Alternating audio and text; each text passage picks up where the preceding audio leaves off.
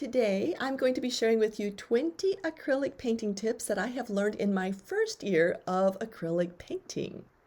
So, April 24th was my 1-year acrylic painting birthday party. I didn't celebrate. Yesterday was my 1 year of painting on YouTube, and I guess this is my celebration. So today I'm going to show you my 25 acrylic paintings from this past year and focusing on 20 of them to highlight something that I have learned and perhaps you could also benefit from. So let's begin with my April 24th first painting, and it's flamingos. Well, technically I wasn't supposed to paint flamingos. I was supposed to paint a landscape, but I made a mistake in the clouds. I made them too dark or something. So I looked at my 5 colors and I'm thinking, oh my goodness, what can I do now that everything is really dark on top? So I flipped my canvas over and I painted another picture. My suggestion for you is repurpose your canvas if you make a mistake. Painting number 2, I didn't really learn anything. It's pink flowers. I was using up the paints that had come with my Zoom class, and so that's why I painted the flowers. Painting number 3, May 1, my monarch butterfly. This was my first YouTube painting, and this was what I used to open my YouTube channel. So what I can only say about this one is know your equipment. And you're probably thinking, that's not related to painting. Well, yes, it is. I'm an educator, and as an educator, we are told anytime you go into the classroom, you need to know your equipment. If there's a problem, you know how to deal with it and fix it.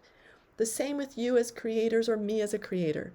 When we are creating something, if we are making it with bad equipment, or I should add, we're not using the equipment as well as we could, then we are not going to be giving out quality.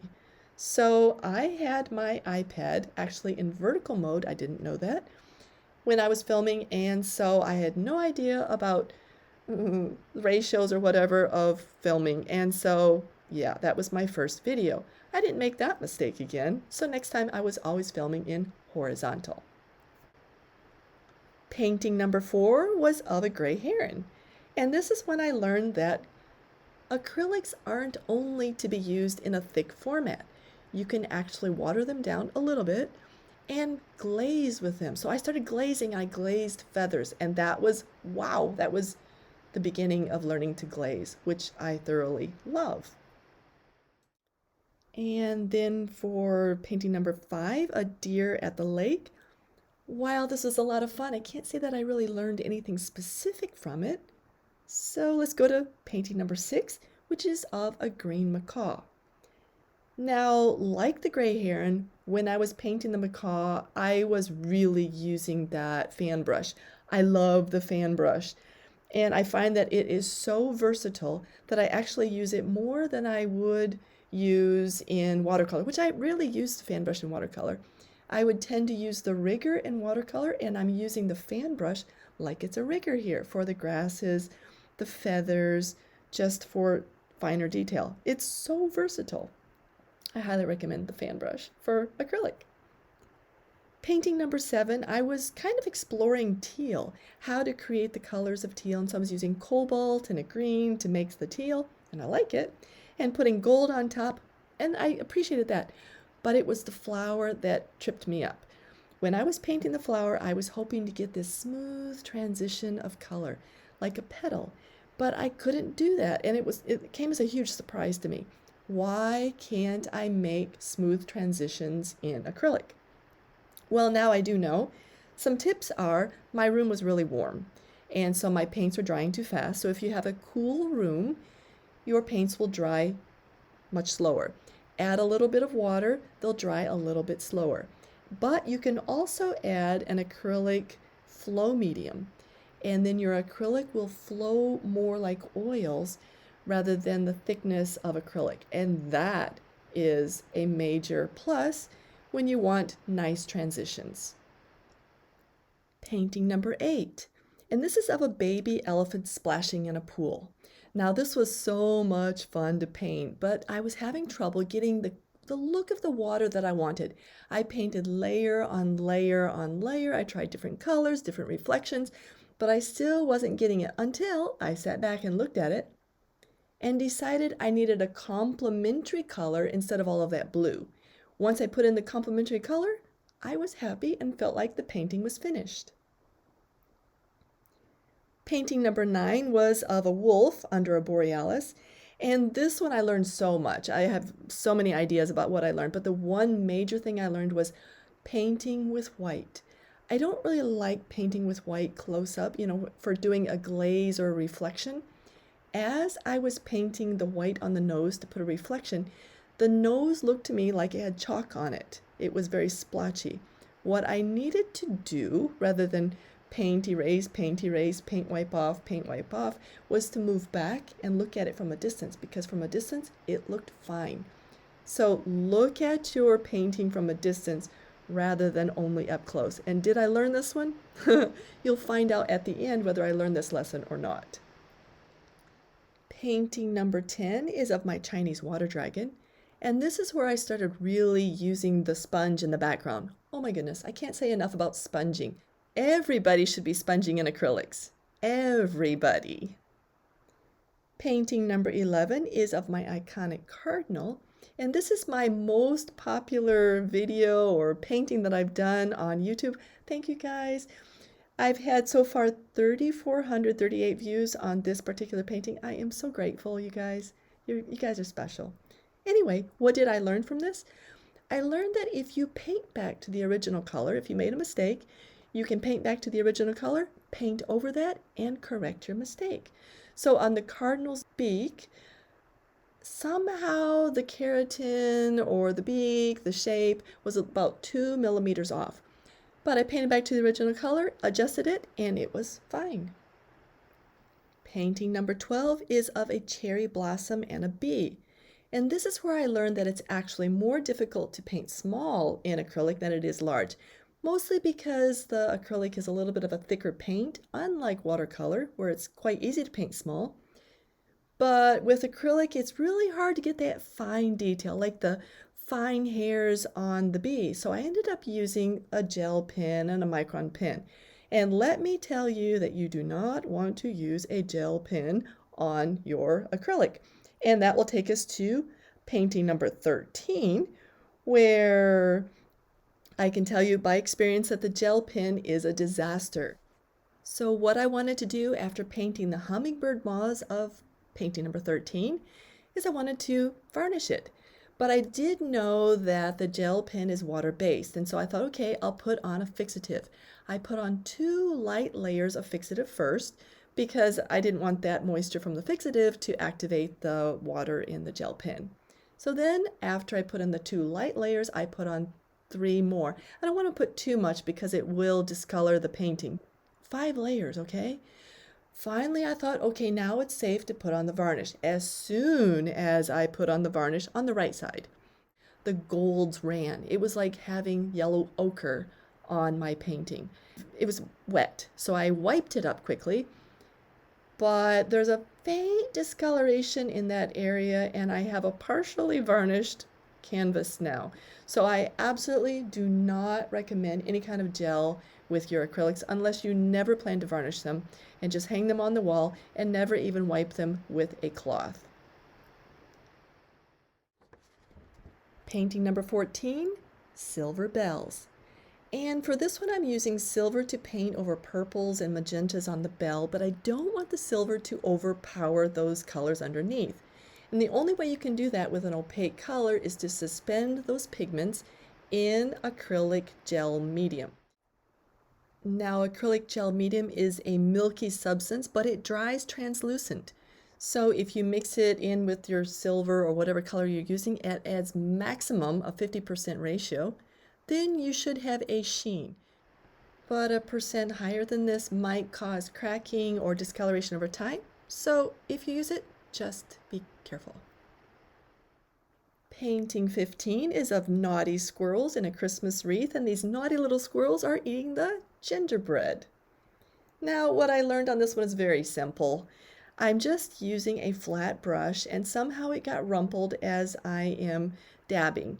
And when I started dabbing with this rumpled brush, I realized I was getting some really cool textures. So in the future, I started rumpling my brush to get those really cool textures. And that's why these evergreen are looking kind of cool. And I highly recommend rumple your brush, get those different kinds of textures from the different shapes you can create. Painting 16 is We Three Kings, and for this one it's very simple. I just learned a new color combination that I absolutely love and I will use in the future and I will recommend to you. Mixing copper and orange together to create a glaze for skies or for, like a bit of shimmer somewhere. Wow, wow, wow. So we all have favorite color combinations. That is a new one for me and I will share it with you. Copper and gold together as a glaze. Painting 17 is also related to color.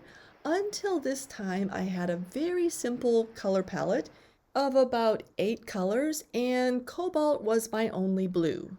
And I decided because I'm going to be painting blue jays, I need another color that's a little bit brighter. And so I went and got some phthalo blue. Wow, do I love phthalo blue. Now I use it a lot in watercolor, but this is the first time I used it in acrylic. Phthalo blue is awesome because I was using it with black. Black is a very flat color. Black hides any kind of translucency. It makes a painting look flat. But by glazing a little bit of the phthalo blue on top of the black or glazing on top of white to kind of discolor it for that snowy look, wow, phthalo blue is the king blue to be using for winter paintings. Hello guys, phthalo blue for winter. Painting 18 is of a leopard, and I have to say I learned an awful lot with this one. It was a 7-hour paint, and a lot of times we are really daunted by the spots on the leopard. So I started studying what are the shapes, what are the spots like, what are the patterns. You guys, if you study, you can see the patterns on your leopard. On the side, there are large footprint style of spots. If you go to the mid-range of the forelegs, you're going to see a little bit of a tiger striping there. In the lower part, it's more like freckling. On the face, the spots on the face or along the spine are more on a linear pattern. Anyway, look for these shapes. You will see them. And once you see them, painting the leopard spots, the giraffe spots will become very easy. Paintings 19 and 20 are of my Valentine's Day cats. And these particular cats are in my couple paint program, which is in the Patreon platform. So let me tell you a little bit about it. 2 people can paint side by side. They have their own picture, and the picture is telling a story. So I call this particular couple paint my Timmy and my Tammy cat couple paint. So 2 people can paint them, or even 1 person. I give tips and tricks, show my palette, etc. So not that I learned anything earth-shattering in the Timmy and Tammy cat couple paint, I did realize there's a huge difference between watercolor and acrylic in regard to one thing, and that is the dirty brush. In watercolor, we're constantly washing out that brush. I realize in acrylic painting, I'm hardly ever washing my brush. Hardly ever. And if I decide to put a little bit of yellow on one side of the brush and blue on the other and paint a swath of color and I'll have a streak of yellow and blue, yes, that's great in acrylic. No, that doesn't work in watercolor usually. But here's an example in the Timmy and Tammy cat paint. I'm showing the tails and I'm painting both of the tails with dirty brushes. So you'll see that the color blends are wonderful as you're painting the tail. The streaks are nice. And if you paint slowly, you can get some really cool textures. Paintings number 21 and 22 are of my parrots. I love my parrots. These are the paintings that I most identify with. I'm very proud of them. So if you would like to paint them, they are as a tutorial up in my Patreon platform. Okay, so they are available. What did I learn from these? Well, I actually learned something huge. As I am now teaching, I have to articulate to people whether to put an initial spray of water on their canvas before they apply their paint, or maybe not to put that water on. This is a generalization based on my own experiences, so it might vary depending on other people. But I have found that if I'm using a factory gessoed canvas, I am much more likely to put a little spray of water on that or dab it with a cloth or a sponge before I start painting than if I gesso my own canvas, meaning I would have 2 layers of gesso on it that I put on. If I do that and I put a little water on top of that, I have a slick surface and the paint is just going to slip around. And so my general rule of thumb is if I don't have 2 layers of gesso that I've put on myself, then I'll probably spray it a little bit with water before I start painting. Painting 23, a green lizard, and I'm using the Analogous colors. Now, most people, when they're thinking about painting, they're more aware of the complementary colors. That means the colors opposite on the color wheel. But if you're using Analogous colors, that means colors side by side, 3 colors side by side on the color wheel, you're giving people an eye massage, and you're probably likely to blend your colors better. Paintings 24 and 25, and these are my pink and mauve Alicorn, those mythical creatures. Now, I would like to say that I learned a lot, which I did from this painting, but I learned something that I didn't learn before, and that was, let's go back to painting number 9, and that was of the blue wolf.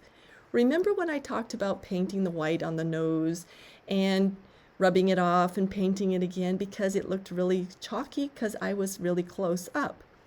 This happened again. I am painting the Alicorn and I'm looking at the mane, and the mane seemed to be tangling with the clouds. And I'm thinking, oh, there's so much competition of lines here. And so what did I do? Yes, I did. I painted over the mane and I recreated it. Looking back, I'm looking at the video and everything was fine. Did I learn? Well, I hope I learned now. So I'm going to say is tip 20, step away from that canvas before making big decisions. So this is the end of one year and the beginning of another. What I would like, guys, is if you made a comment below on what you have learned in your art journey in the last year. And if somebody shares something that's really interesting for me to learn or for other people to learn, I'm going to pin that comment because I want other people to learn like I'm learning.